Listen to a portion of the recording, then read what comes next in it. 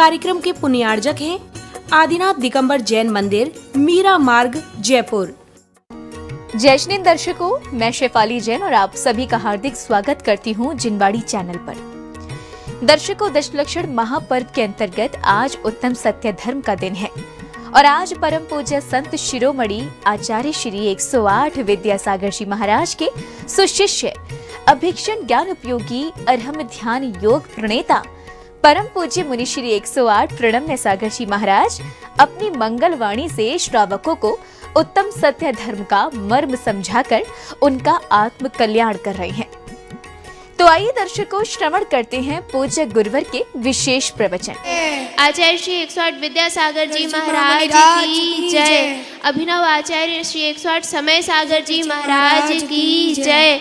अरहम ध्यान योग प्रणेता मुनि श्री 108 प्रणम्य सागर जी महाराज की जय। समस्त मुनि संघ की जय। बहुत सुंदर।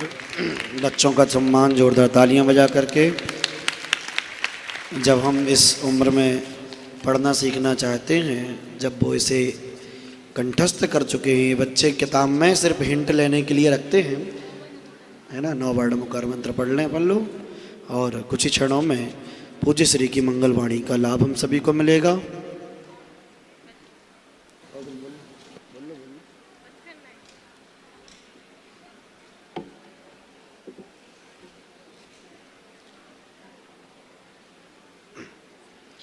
पेज नंबर 483 पर महाराज जी द्वारा लिखित एक गीत है।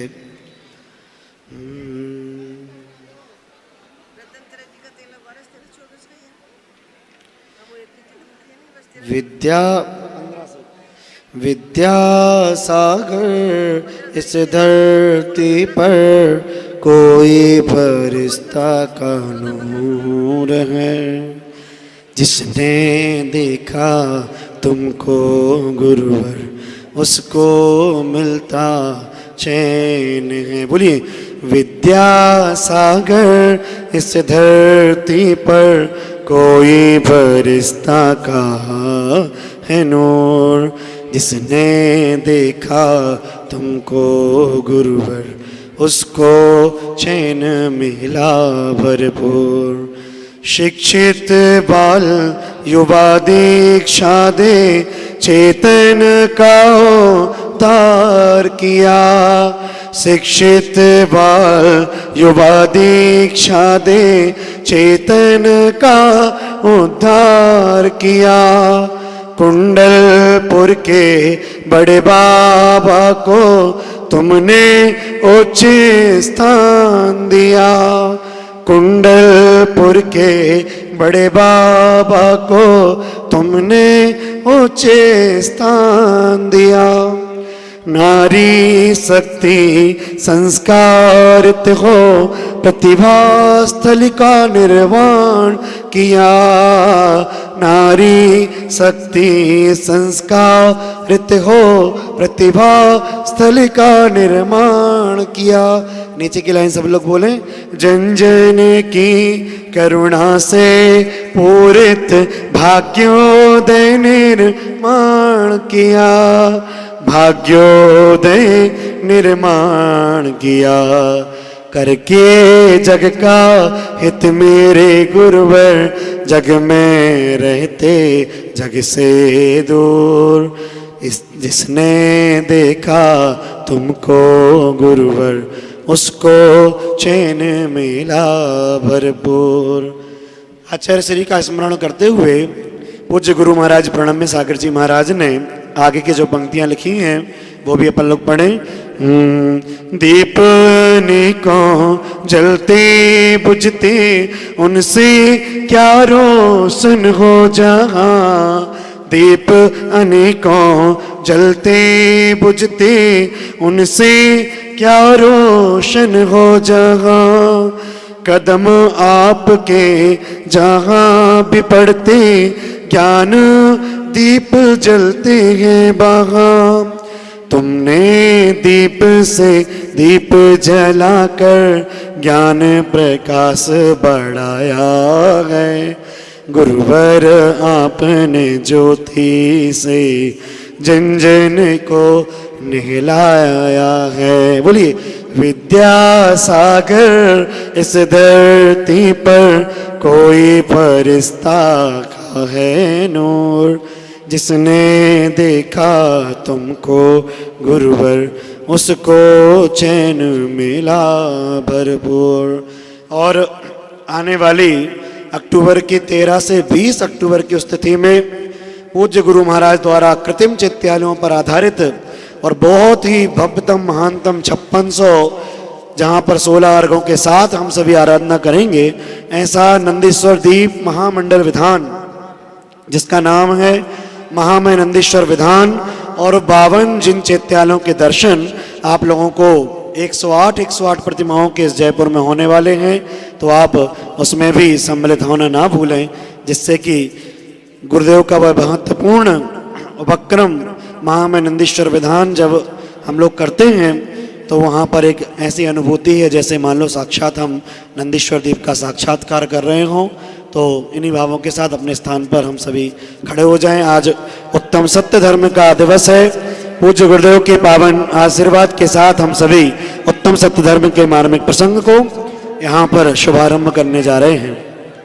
आए गुरुदेव आए आज मेरे गांव में, जैसे महावीर आए जैसे महावीर आए चंदना के गांव में। आए मुनिराज आए आज मेरे गांव में, आए गुरुदेव आए आज मेरे गांव में। आए मुनिराज आए आज मेरे गांव में। बोले 10 लक्षण महापर्व की, उत्तम सत्य धर्म की। महानुभावों, मध्याह्न के सत्र में पूज्य गुरु जी का पुनः आशीर्वाद और सानिध्य हम सभी को मिल रहा है। आप सभी से निवेदन है कि अपना स्थान ग्रहण करें। लगभग 2000 शिवरार्थियों का समूह इस पूरे के पूरे 10 लक्षण महापर्व का लाभ पूज्य गुरु आशीर्वाद के साथ ले रहा है।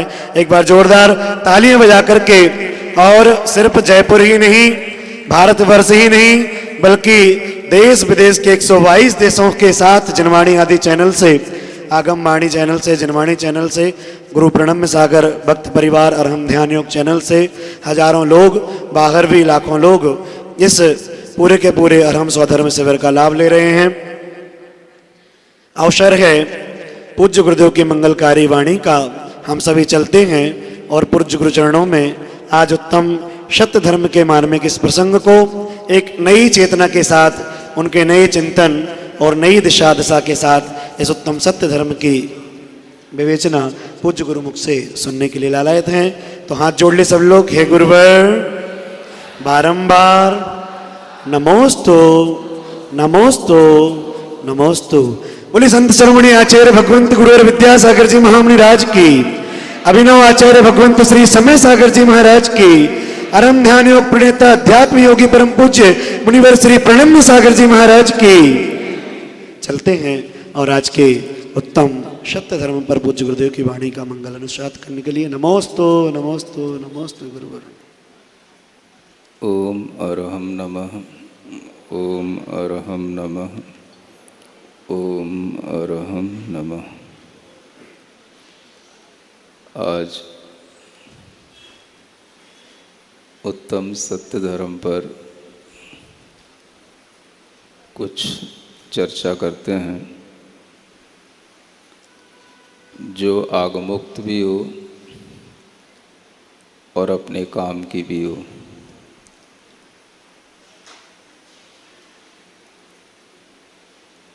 आगम की बात जब सामने आती है तो हमें पूर्वाचार्यों के सहारा लेकर के आगे बढ़ना होता है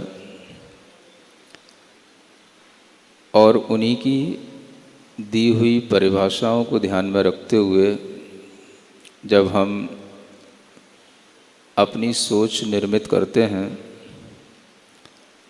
तो हम सही रास्ते की ओर चल रहे होते हैं। ऐसा विचार करके सत्य धर्म के लिए जो पूर्व आचार्यों ने कहा है उसी को सामने लाते हैं एक गाथा के माध्यम से। कहा गया है कि जिण वयणमेव भासति तम पालेतुम असक्कमाणुवि व्यवहारेण वि अलियम न बदति जो सो सच्चवा दीहु। यह सत्यवादी के लिए एक परिभाषा है जो जिन वचनों को ही बोलता है उसी को सत्यवादी कहा गया है। आप जो बोलते हैं, सच्चा बोलने की कोशिश करते हैं और कुछ भी बोलते हैं तो वो सत्य की कोटि में नहीं आता। जो जिन वचनों को बोला जाए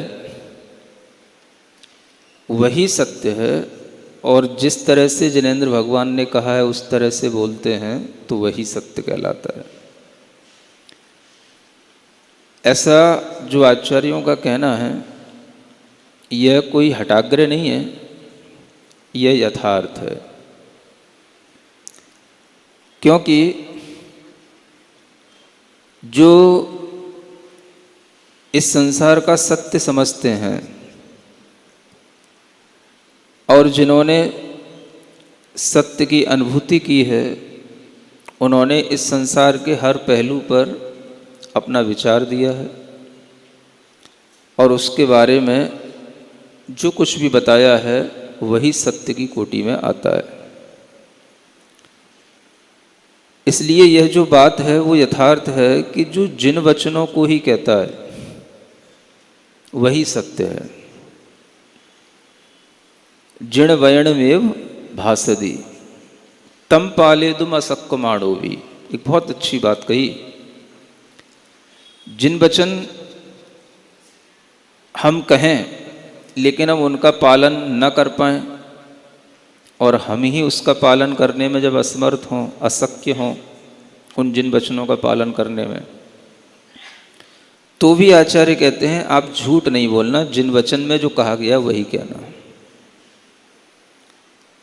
कभी कभी व्यक्ति सोचता है कि हम वो बोलेंगे जितना हम कर पाते हैं और जो नहीं कर पाते हैं उसे हम उड़ा देते हैं, दूसरों के सामने कहते नहीं हैं, क्योंकि सामने वाला सोचेगा कि आप ऐसा करते नहीं हैं तो आप ऐसा कहते क्यों हैं, तो कहीं हम झूठे ना पड़ जाएं। ये सोच करके बहुत से लोग उस सत्य को उड़ा देते हैं। और जो बड़े बड़े दार्शनिक हुए हैं उन्होंने इसीलिए जो भी जिन वचनों में कहा गया और उन्होंने पढ़ा तो उन्होंने या तो उसका माखौल बनाना शुरू किया और या फिर उन्होंने उस बात को उड़ाना ही शुरू कर दिया। जो वो नहीं जानते उसके बारे में बता भी नहीं पाते। मान के चलें एक बुद्ध हुए हैं भगवान महावीर स्वामी के समकालीन। उनसे जब कोई पूछता था कि ये लोक कैसा है, इसमें किस तरह से जीव क्यों किस कारण से जन्म लेता है, जीव मरने के बाद में कौन निश्चित करेगा कि ये कहाँ चला जाता है, तो वो बुद्ध इस तरह के प्रश्नों का कभी उत्तर नहीं देते थे और कहते थे ये सब बेवजह के प्रश्न हैं, इनका तुम्हारे जीवन से कोई लेना देना नहीं है। तुम तो वो बात करो जिससे कि तुम एक अच्छे इंसान बन सकते हो, बस। तो बुद्ध इस तरह के प्रश्नों को उड़ा देते थे, इसका कोई उत्तर नहीं देते थे। और इसका कारण यही था कि वो अगर इस प्रश्न का उत्तर देने लग जाएंगे तो वो उलझ जाएंगे। अगर वो प्रश्न का उत्तर देंगे तो उन्हें आत्मा को स्वीकार करना पड़ेगा, कर्म को स्वीकार करना पड़ेगा जन्म मरण की प्रक्रिया को स्वीकार करते हुए उसकी कारण कार्य की व्यवस्था बतानी पड़ेगी। और इन सब बातों में अगर हम पढ़े तो फिर वो जैनत्व आ जाएगा, वो जीर्ण वयण हो जाएंगे। इसलिए बुद्ध ने एक बहुत अच्छा रास्ता निकाला कि हमें इन बातों का उत्तर ही नहीं देना। उनका कोई भी भिक्षु, उनका कोई भी शिष्य जब उनसे कोई प्रश्न करता था तो वो कहते थे ये अयथार्थ प्रश्न है, ये प्रश्न ही यथार्थ नहीं है, इन प्रश्नों का कोई महत्व नहीं है, तुम्हारे जीवन में इन प्रश्नों का कोई लेना देना नहीं है, तुम तो सिर्फ ये देखो कि तुम्हारे मन को शांति कैसे मिलेगी, ये हमसे पूछो, ये हम बताएंगे, बस। तो ऐसे जो लोग हुए हैं, ऐसे अनेक दार्शनिक हैं जिनको अगर आप कभी पढ़ें तो मूढ़ बुद्धि से पढ़ेंगे तो आप मूढ़ होते चले जाएंगे। लेकिन अगर आपने जिनेंद्र भगवान के वचनों को एक बार पढ़ा है और फिर दुनिया के किसी भी फिलोसोफर की चीज़ें पढ़ेंगे तो आपको दिखाई देगा ये सब मूढ़ हैं। तो जब तक आपका अपना कोई भी दृढ़ विश्वास नहीं होता, आप अपने आप में दृढ़ नहीं होते, तब तक आप दुनिया की बातों में आकर के किसी को भी सही कहते हैं, कुछ भी सत्य के मानते हैं और किसी को भी सत्य समझ लेते हैं। तो ये इसलिए कहा गया कि जिनेंद्र भगवान के वचन ही बोलना, क्योंकि भगवान ने जो वचन बोले हैं उन वचनों में ऐसा कुछ बचा नहीं है जो उनके ज्ञान में ना आया हो, चाहे लौकिकता की चीज़ें हों चाहे अलौकिक चीज़ें हों। भगवान के अंदर जब सर्वज्ञता थी तो उनके ज्ञान में जो आया वो उन्होंने बताया, और उस बात को अगर हम आगे बढ़ाते हैं, बोलते हैं, उन्हीं के वचनों के अनुसार बोलते हैं तो आप सत्य बोलते हैं। ये कोई सत्य नहीं है कि अगर कोई आपके घर में आता है और आपका बेटा पूछता है कि पापा कौन आया है और आप कह देते हो नहीं बेटा कोई नहीं आया है, वो भले ही आपका कोई ग्राहक है लेकिन आप कह देते हो नहीं बेटा वो तो मेरा अपरिचित है, तो आप समझते हो कि हमने झूठ बोल दिया।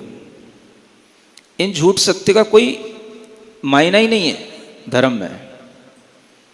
ये झूठ किसी भी तरह के किसी भी लेवल पर आपके लिए कोई हित या अहित करने वाले नहीं है। ये तो आपकी अपनी मन की बातें हैं, हमें बेटे को कुछ बताना है कि नहीं बताना है। हो सकता है आपके लिए ज़रूरत ना समझ में आ रही हो कि बेटे को इस बातों से क्या मतलब कि ये मेरा मित्र है कि ये मेरा ग्राहक है, हम नहीं बताना चाहते, अभी हम उसको इतना योग्य नहीं समझते। तो आप उसमें राजा हरिश्चंद्र बनने की कोशिश करते हैं कि हमें झूठ नहीं बोलना। इस तरह के सत्य बोलने से भी आपको कोई फर्क नहीं पड़ेगा और आप सत्यवादी नहीं हो जाएंगे। इसलिए जो ये आचार्यों की वाणी है जो मैं आपके सामने रख रहा हूँ, इसी के आधार पर मैं बोल रहा हूँ और इसी के आधार पर बोलना चाहता हूँ। चाहे मुझे कोई कुछ आए या ना आए, कोशिश यही करता हूँ कि मैं भगवान जिनेंद्र भगवान की वाणी ही आपको सुनाऊं और वही बोलूं। जीवन के अंत तक मेरा यही लक्ष्य है और कोई लक्ष्य नहीं है। जिण वयणम एव भासति तम पालेतुम असक्कमाणोवि। अगर आप उसकी पालना करने में असक्य हैं तो भी भगवान के वचनों को अन्यथा मत करना। अनेक ऐसे दार्शनिक हुए जिन्होंने भगवान के वचनों को इसीलिए अन्यथा कर दिया क्योंकि उन्हें वैसा नहीं कहना था, इसलिए नहीं कहना था क्योंकि वो वैसा नहीं कर पा रहे थे। ओशो उनमें से एक बहुत बड़ा दार्शनिक हुआ। हम कपड़े क्यों पहनते हैं, हम जूते क्यों पहनते हैं, ये दिगंबर संत न कपड़े पहनते हैं न जूते पहनते हैं, ये केश लॉन्च करते हैं। तो उसने उन सब चीज़ों का माखौल बनाना शुरू किया जिन चीज़ों के ऊपर कोई आपत्ति ले सकता था। तो उसने अपने मन से ऐसे उदाहरण गढ़े। मेरे पास में एक बार जैन साधु आए थे, मुझसे कहने लगे कि मैं बिना चप्पलों के चलता हूँ, नंगे पैर चलता हूँ, और आप तो चप्पलें भी पहनते हैं। तो मैंने उनसे पूछ लिया कि भाई आप क्यों नंगे पैर चलते हैं? तो कहने लगे साधु कि वो मेरे शास्त्रों में लिखा है। तो शास्त्रों में लिखा है इसलिए नंगे पैर चलते हो, तो तुम नए शास्त्र और बना लो, उसमें लिख दो कि हमें चप्पल पहन के चलना चाहिए।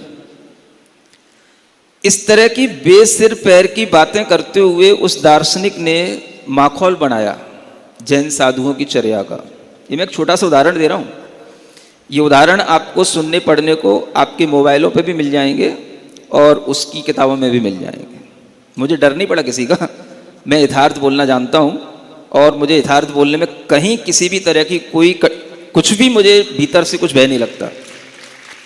चाहे कोई कितना ही बड़ा बना रहे, चाहे उसके कितने ही फॉलोअर बने रहे, मुझे उससे कोई फर्क नहीं पड़ता। मैं यथार्थ बोलना पसंद करता हूँ। मैं जिन भगवान का सेवक हूँ, मैं वही बोलूँगा जो जिनेंद्र भगवान ने कहा है। मैंने दुनिया की हर चीज़ पढ़ी है, हर चीज़ को पढ़ना भी चाहता हूँ और पढ़ भी लेता हूँ। और जब ये देखता हूँ कि ये लोग क्या हैं, इनकी भीतरी औकात क्या है, तो समझ में आता है कि ये सब अपनी अपनी रोटी सेक रहे हैं। भगवान जिनेंद्र देव के वचनों का पालन करने में असमर्थ हैं, इसलिए नग्न रहने की बुराई करेंगे, चप्पल नहीं पहनने की, नंगे पैर चलने की बुराई करेंगे। कोई उपवास करेगा, व्रत करेगा तो उसकी कमियां निकालेंगे। कोई केस लॉन्च करेगा तो उसकी मजाक उड़ाएंगे। ये सब काम करते हैं लोग इसलिए क्योंकि वो भी एक ऐसे ही महात्मा के पद पर प्रतिष्ठित हैं जैसे जैन साधु महात्मा के पद पर प्रतिष्ठित होते हैं। तो उन्हें अपनी प्रतिष्ठा बचाने के लिए इस तरह के प्रश्नों का उत्तर इसी रूप में उनके दिमाग में पहले से सेट होता है, ताकि हर व्यक्ति के माइंड को हम डाइवर्ट कर सकें और हम उसे वो बताएं जो मैं कर रहा हूं। मैं जो कर रहा हूं वो सही कर रहा हूं। मैं अगर कपड़े पहना हूं तो वो यूं कहेंगे कि कपड़े पहन करके भी भीतर से विरक्त रहा जा सकता है। और एक कोई उदाहरण ले आएंगे सामने किसी जैन साधु का, उसका मजाक बनाने के लिए कि देखो ये कपड़े पहन करके भीतर से आसक्त है, मैं तो कपड़े पहन करके भी भीतर से विरक्त हूं। ये जो एक भाषा होती है लोगों की, इसी को कहते हैं चालाकी की भाषा। और ये चालाकी भी आती है ज्ञान के क्षयोपशम से। और इस तरह की चालाकी के माध्यम से अनेक दार्शनिक लोग अपनी खूब गुडविल बनाते हैं, आगे बढ़ते हैं, खूब लोभ के कारण से खूब प्रतिष्ठाएं हासिल करते हैं। लेकिन एक सत्यवादी जो होता है वो वही कहेगा जो जिनेंद्र भगवान के वचनों में आया है। आचार्य कहते हैं अगर आप किसी भी तरह की उस वचनों की पालना करने में भी असक्त हो तो भी असत्य मत बोलना। आज मान के चलो रिद्धियां नहीं होती, आज मान के चलो अवधि ज्ञान नहीं होता, आज मान के चलो हम बड़ी बड़ी तपस्या नहीं कर पाते, तो क्या हम ये कहना शुरू कर दें कि अवधि ज्ञान नहीं होता, रिद्धियां ही नहीं होती, ये रिद्धियां विद्यां सब ऐसी बातें लिखी हुई हैं जो बहुत ही काल्पनिक हैं? या यूं कहना शुरू कर दें कि आज किसी के लिए केवल ज्ञान नहीं होता तो केवल ज्ञान ही नहीं होता, माने ये केवल ज्ञान की बातें और सर्वज्ञता की बातें ये सब जो है लोगों को केवल बचकाने की हैं, बेहूदी बातें हैं, किसी को कोई सर्वज्ञता नहीं होती।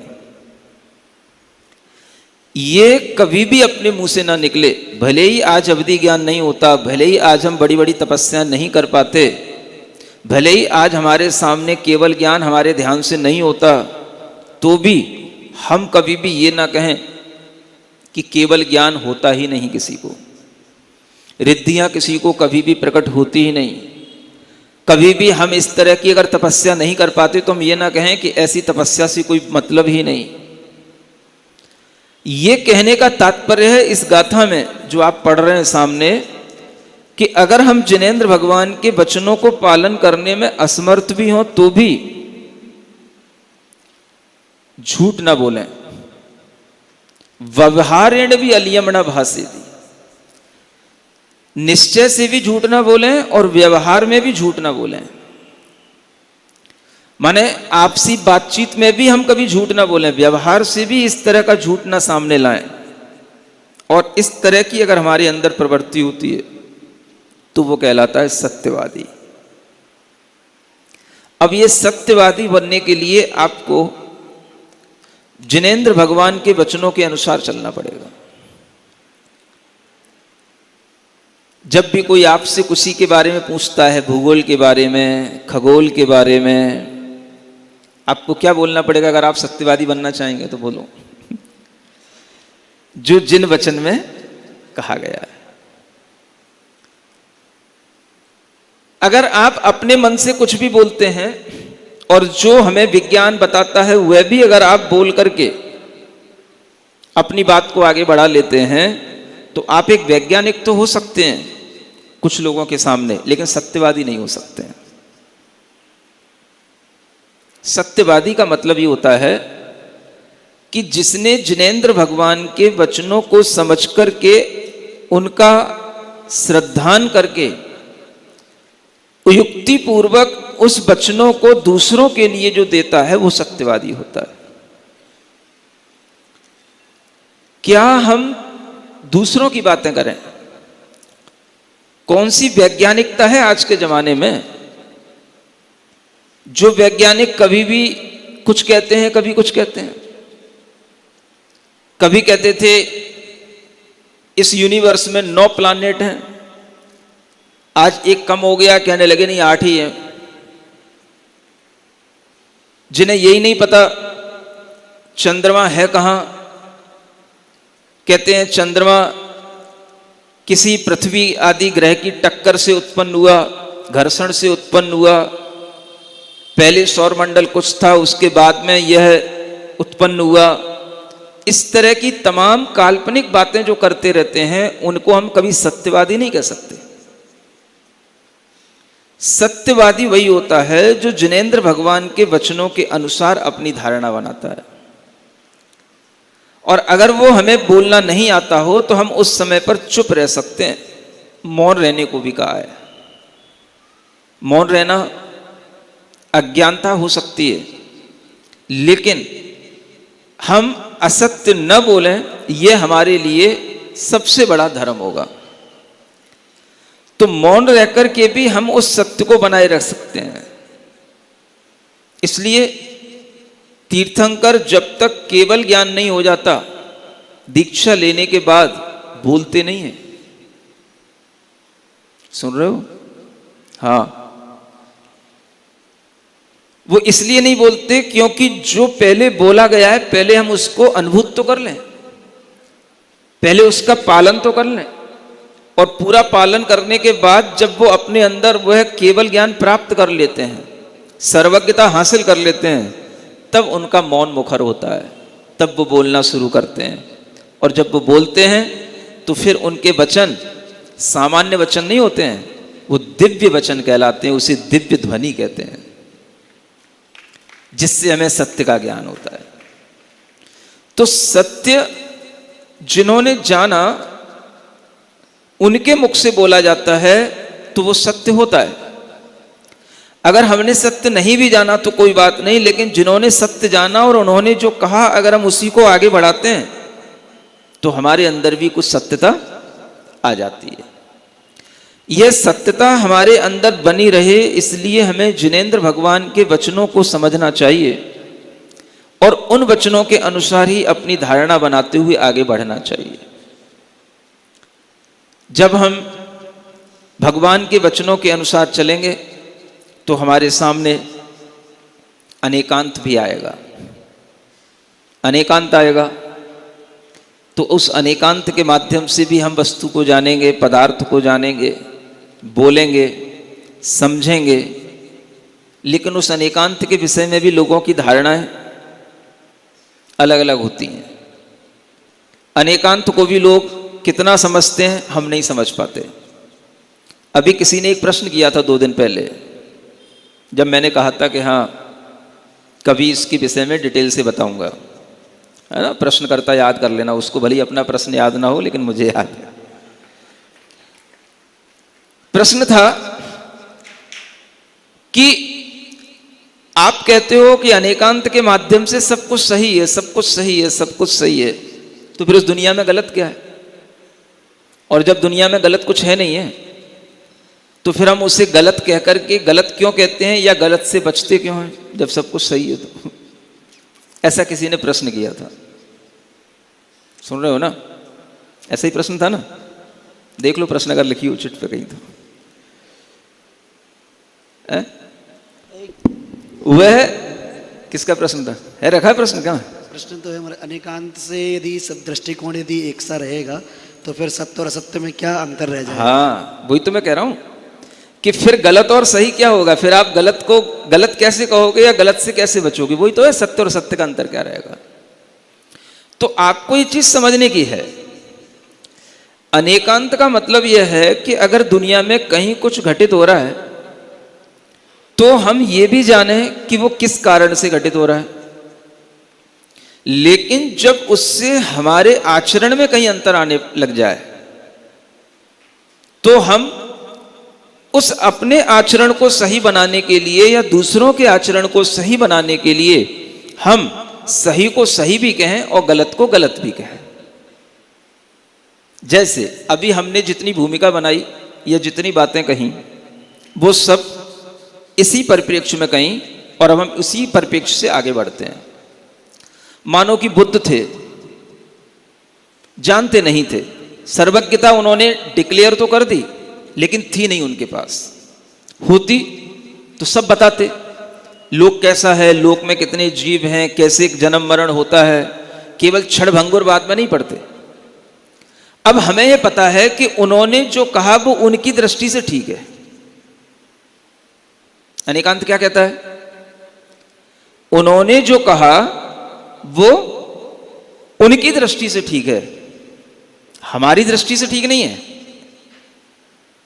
वो उतना ही जानते थे, वो उतना ही उनके कर्मों का फल था जो वो उसी तरह से बता पाते थे, और फिर भी वो ज्यादा फेमस हो गए। ये भी उनके कर्मों की विचित्रता कही जाएगी। तो ये उनकी दृष्टिकोण से जब हम देखेंगे तो यही कहेंगे कि ये उनके अपने ज्ञान का विषय था कि उन्हें इतना ही बताना था, उनका ज्ञान इतना ही था, इससे ज्यादा उनके पास ज्ञान था नहीं। ये हमें पता होना चाहिए। तो उनकी दृष्टि से उन्होंने जो बोला वो सही बोला। तुम्हें इन बातों से क्या मतलब है? तुम तो सिर्फ अपने मन की शांति की बात करो, एक अच्छा इंसान बनने की बात करो। तो वो यही चाहते थे हर इंसान ठीक बने, अच्छा बने। इससे ज्यादा क्या लेना देना है कि परलोक में क्या होता है और तुम कहां से आए थे और क्या लेना देना तुमको इन बातों से।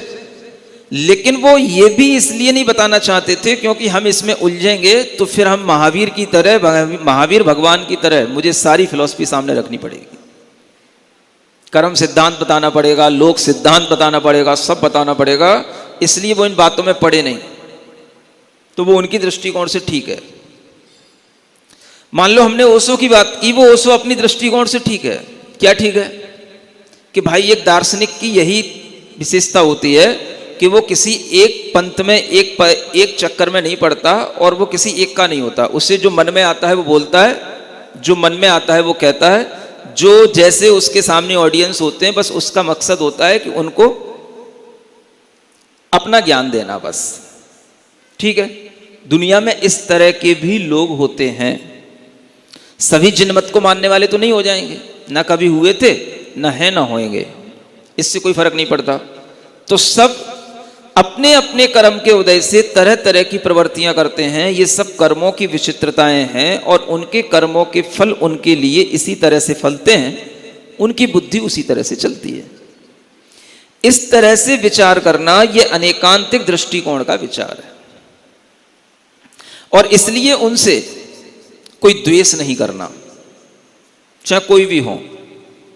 जिन्होंने धर्म विरुद्ध भी कुछ कार्य किया हो, जिन्होंने हिंसाएं भी की हो, जिन्होंने जैन संस्कृति को भी नुकसान भी पहुंचाया हो, तो भी उनसे द्वेष नहीं करना। क्यों नहीं करना?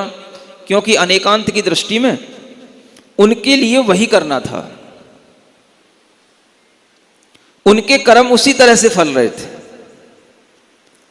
मैं अभी ग्वालियर गया, आप लोग भी गए होंगे। आप देखना ग्वालियर में कितनी बड़ी बड़ी मूर्तियां थीं, और उन मूर्तियों के किसी के हाथ काट दिए, किसी के गले तोड़ दिए, लेकिन वो मूर्तियां तो आज भी ज्यों की तो बनी हुई है ना। वो तो दिगंबरत्व तो दिख ही रहा है। अगर दिगंबरत्व नष्ट कर दिया, लिंग तोड़ दिया, तो कहीं चेहरा दिख रहा है, कुछ दिख रहा है, नीचे चिन्ह बना हुआ है, तो वो लग तो रहा ही है ना कि कहीं ना कहीं तीर्थंकर की प्रतिमाएं थी। अब क्या द्वेष करें उनसे, गुस्सा तो आता है देख करके। अब अनेकांतिक दृष्टिकोण से क्या सोचना, इनके कर्म इसी तरह से फलते हैं। इनका पाप कर्म था, जिन्होंने ऐसा किया, जिन आताताइयों ने, जिन मुगल राजाओं ने ऐसा किया, उनके पाप कर्म इसी तरह से उनकी बुद्धि को बनाए और उन्होंने अपनी बुद्धि से फिर उस पाप को इतना बढ़ाया कि हमें अनेकांतिक दृष्टिकोण से आज दिखाई दे रहा है कि वो नरक और त्रियंच गति के अलावा और कहीं नहीं दुख भोग रहे होंगे। तो ये अनेकांतिक दृष्टिकोण कहलाता है। जिसने जैसा किया है वो उसकी अपेक्षा से सही है। नहीं समझ आ रहा? अगर कोई कम बुद्धि वाला है और कुछ बोल रहा है तो आप उसको देख करके हंस भी सकते हैं और ये भी सोच सकते हैं कि भाई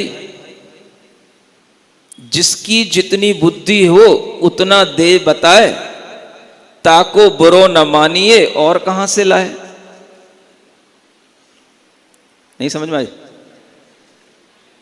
ये भी तो एक दुआ है, सुना नहीं था क्या कभी पहले?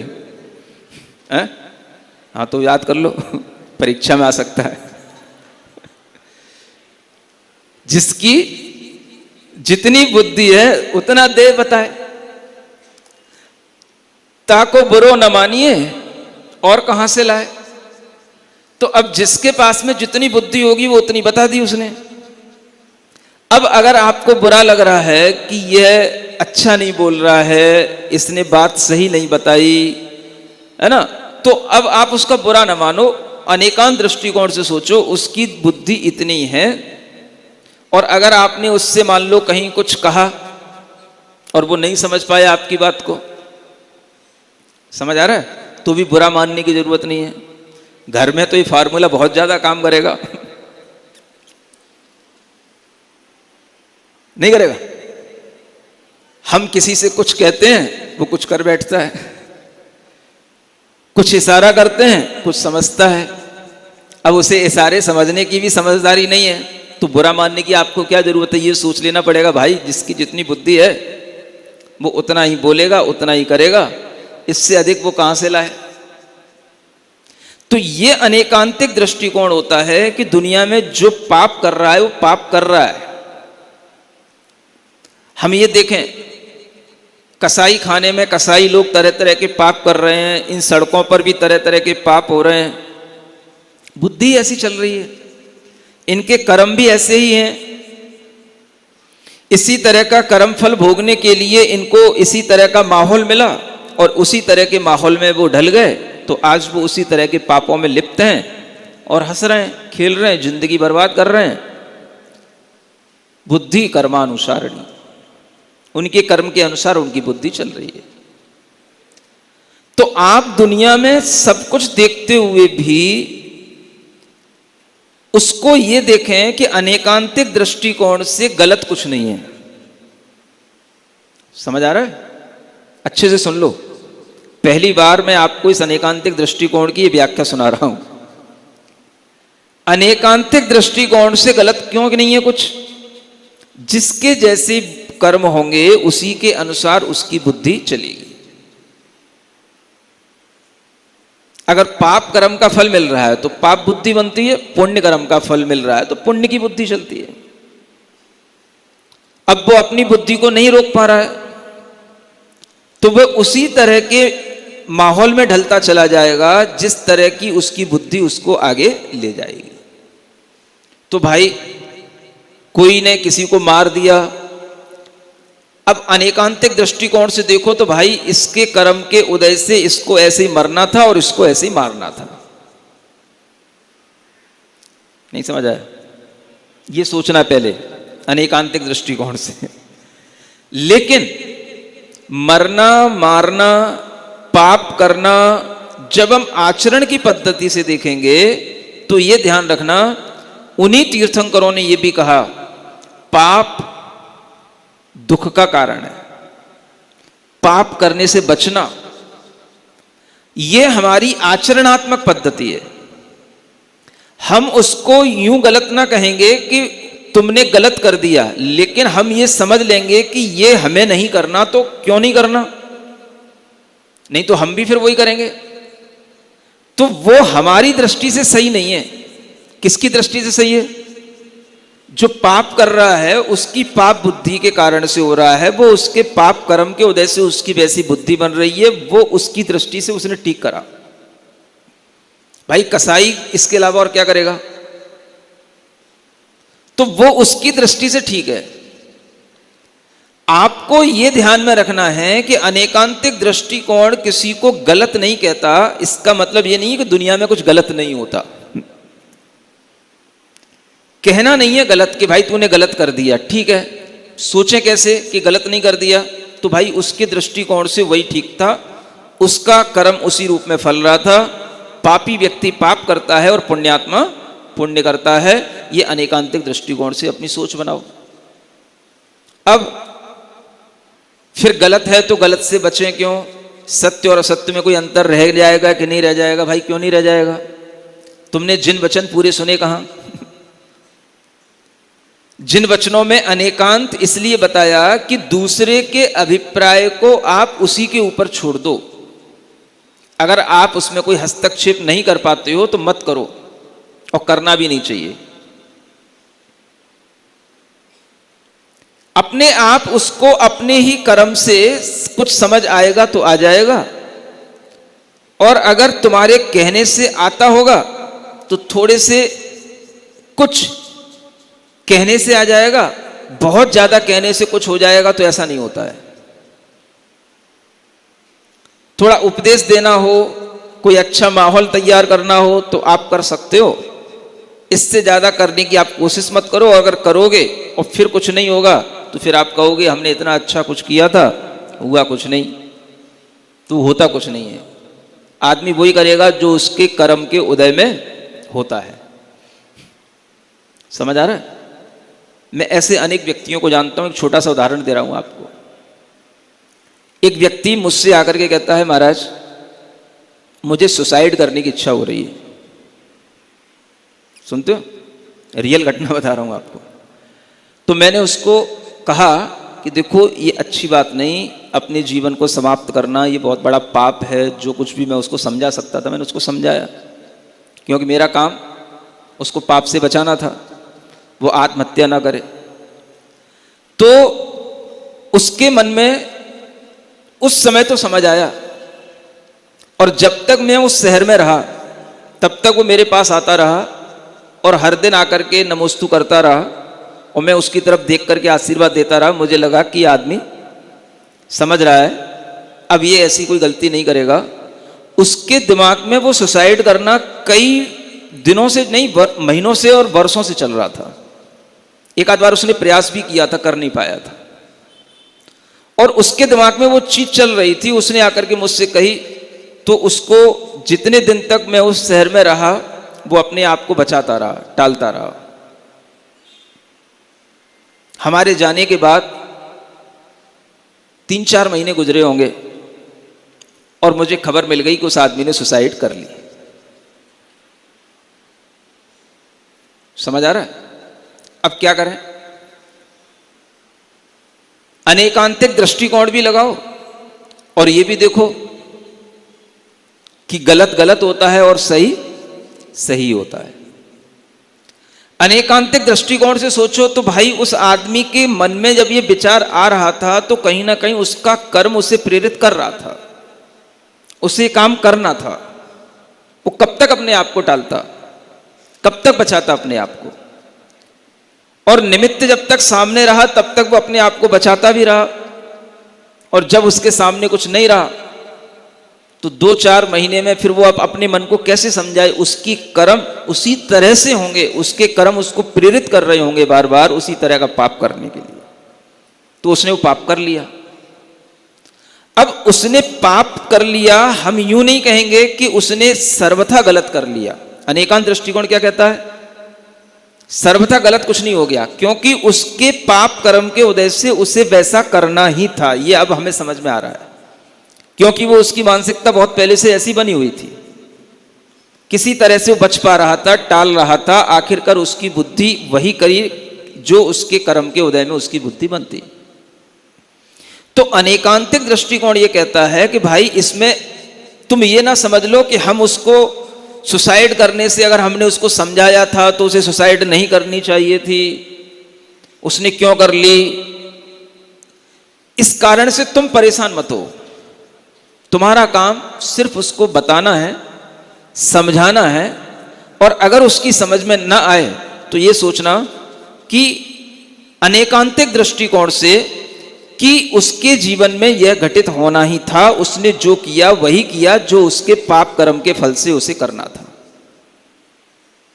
अन्यथा तुम यही कहते रहोगे कि उसने गलत किया, गलत किया, गलत किया, और तुम भी उसके कारण से गलत बन जाओगे।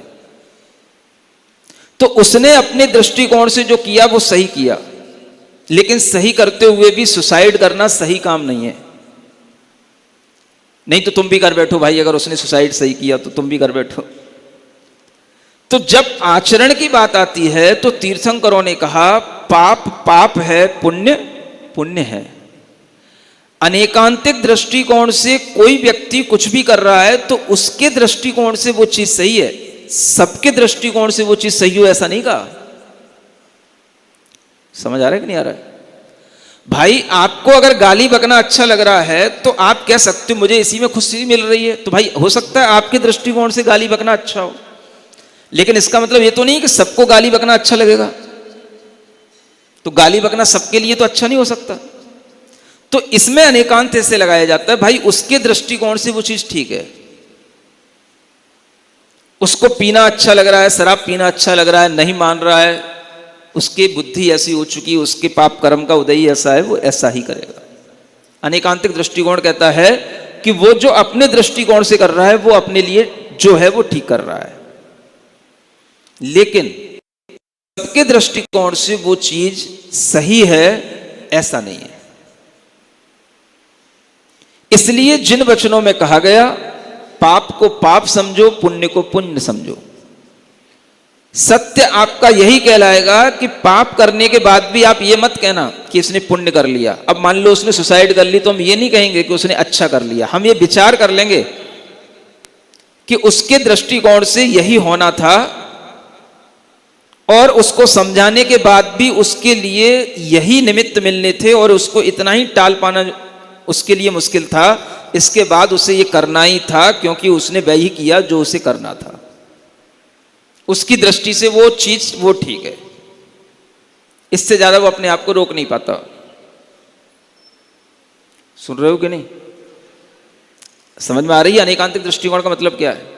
हाँ, जब आप अपने बेटे को नहीं संभाल पाते हो तो दूसरे को क्या संभालोगे? अपने बेटे को भी अगर आप कितनी बार टोकते हो, कितनी बार उसे अच्छा बात बताते हो और फिर उसके बावजूद भी वो वही करता है जो उसे करना होता है, तो आप कब तक उसके लिए परेशान रहोगे? तो अनेकांतिक दृष्टिकोण ये कहता है कि आप उसके दृष्टिकोण से भी देखो, वो अपने दृष्टिकोण से जो कर रहा है उस समय पर वो उसकी वही भवितव्यता है।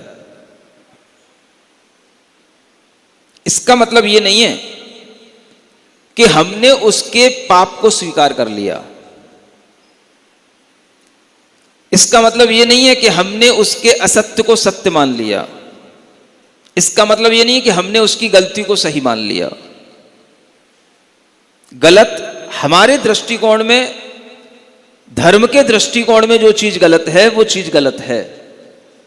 तो एक धर्म का भी दृष्टिकोण है, एक आपका अपना व्यक्तिगत दृष्टिकोण है। जब आप अपने व्यक्तिगत दृष्टिकोण से कोई काम करते हो तो फिर यही कहना पड़ता है कि हाँ, उसके अपने दृष्टिकोण से ये चीज उसने करी क्योंकि उसे ऐसा ही करना था।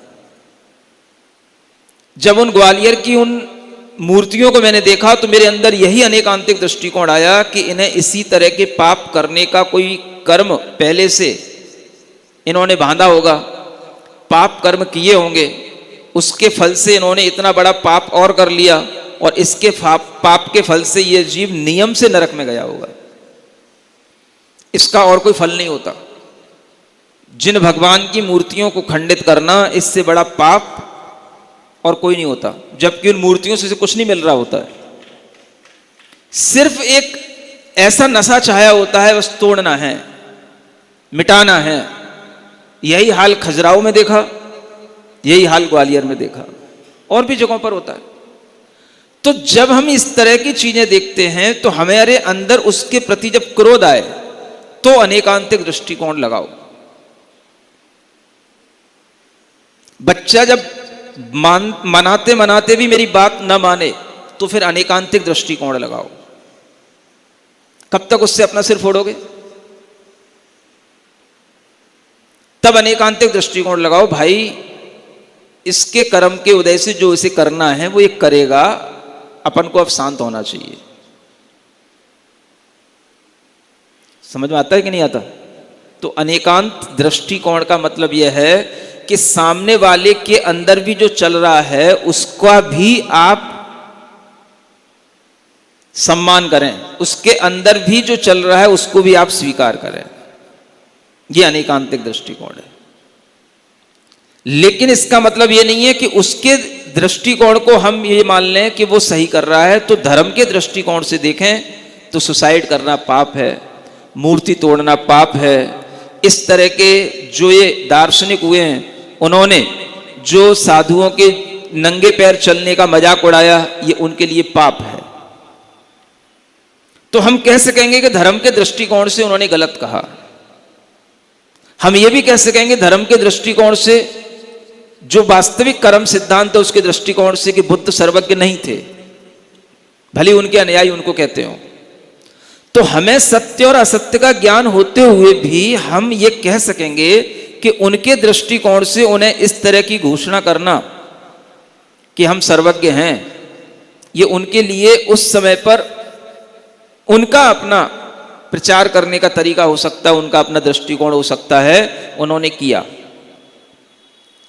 तो अनेकांतिक दृष्टिकोण के माध्यम से हम अपनी कसायों को रोक पाते हैं, और धर्म के दृष्टिकोण के माध्यम से हम पाप और पुण्य को, सत्य और असत्य को समझ करके पाप से बचते हैं, असत्य से बचते हैं, पुण्य में लगते हैं और सत्य के धर्म को अपनाते हैं।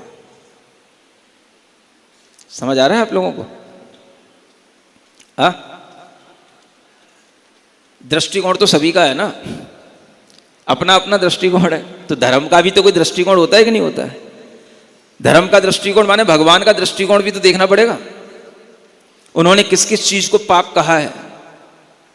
तो पाप करने वाला जब पाप कर रहा है तो ठीक है, पाप कर रहा है, उसे करने दो। लेकिन उसका अपने दृष्टिकोण से पाप करना ठीक हो सकता है, लेकिन वह भगवान के दृष्टिकोण से या धर्म के दृष्टिकोण से वो पाप करना ठीक नहीं है। इसको भी जानना अनेकांत का ज्ञान कहलाता है। आपको इसी तरह की समझदारी से अनेकांत को समझना पड़ेगा। तो अनेकांत हमें दूसरों के प्रति सहिष्णु बनाता है। मतलब दूसरा गलत भी करे और हम उसको सहन कर लें, इतनी सहनशीलता अगर आती है तो इस अनेकांतिक दृष्टिकोण के माध्यम से आती है। सामने वाला हमारे सामने अगर गलत भी कर दिया, हमें पता है ये किन राजाओं ने मूर्तियां तोड़ी, हमें पता है कि किन दार्शनिकों ने कितना हमारी जिनवाणी का माखौल उड़ाया, लेकिन फिर भी हम उसके ऊपर क्रोध नहीं कर रहे हैं। ये हमारा अनेकांतिक दृष्टिकोण है। हम उससे कसाय नहीं बांध रहे कि हम भी तेरा बुरा करके छोड़ेंगे। क्यों? ये हमारा अनेकांतिक दृष्टिकोण है। वो जो उन्होंने किया, उन्होंने अपने कर्म के उदय में किया, उनके कर्म उसी तरह से फलने थे। हम हर किसी के कर्म को नहीं बदल सकते। नुकसान फायदे समय समय पर इतिहास में होते आए हैं। हम वर्तमान में सिर्फ इतना ही समझ सकते हैं कि हम इन सब चीजों को देख करके सत्य क्या असत्य क्या उसको समझ करके सत्य के रास्ते पर चले। अगर कोई असत्य को भी सत्य मान करके बैठा है तो हम उसी से अपना सिर न टकराते रहें, हम अपने रास्ता अलग बनाते हुए आगे बढ़ें। इसका नाम है अनेकांत दर्शन। समझ में आ रहा है? इसी को कहते हैं मल्टीपल एटीट्यूड। हर किसी के जितने मुंडा मुंडा मतिर भिन्ना, एक ये और युक्ति है। जितने मूड हैं उतनी बुद्धियां हैं। तो भाई उन बुद्धियों से कब तक टकराते रहोगे? तो भगवान ने कहा दूसरों से टकराओ मत। तो अनेकांतिक दृष्टिकोण के कारण से हम टकराने से बच जाते हैं। तो हम अपने रास्ते पर चलते हुए अपनी गति को बना पाते हैं। अगर हम दूसरों से टकराते रह जाएंगे तो फिर हम आगे नहीं बढ़ पाएंगे। तो इसलिए भगवान ने यह नहीं कहा कि तुम जो गलत दिख रहा है उसको बिल्कुल ही समाप्त कर देना, यह नहीं कहा।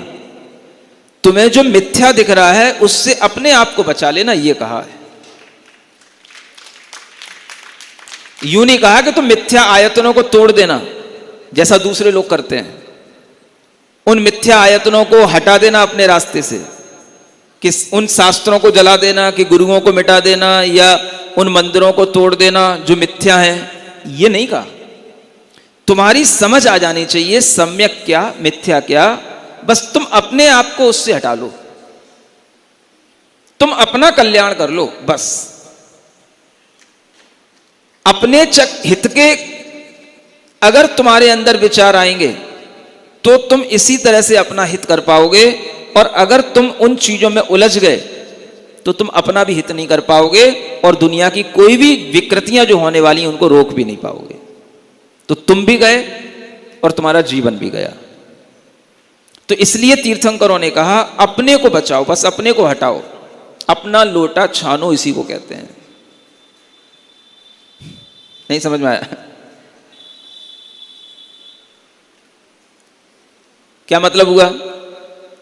पानी छान करके पीने का सिद्धांत भी यही है कि जिस तरह से हम पानी छान करके पीते हैं उसी तरह से वाणी भी छान करके पिएं, बोलें, और जो भी हमारे सामने ज्ञान आ रहा है उस ज्ञान को भी छान करके अपने अंदर ग्रहण कर लें। केवल पानी से काम नहीं चलता, पानी को भी छान के ले लो, वाणी को भी छान के ले लो, और ज्ञानी को भी छान के ले लो। कौन ज्ञानी है कौन अज्ञानी, इसको छान लो। बस ये तीन चीजें अगर हो गई तो कल्याण हो जाएगा। तो जब कुछ गलत और सही नहीं होता तो फिर भगवान ये क्यों कहते छान के पानी पीना? सब कुछ सही है तो फिर सब कुछ पी लो, गटर का पानी पी लो तो कुएं का पानी पी लो, तो सब बराबर है, पानी पानी है। इस कार्यक्रम के पुण्यार्जक थे आदिनाथ दिगंबर जैन मंदिर, मीरा मार्ग, जयपुर।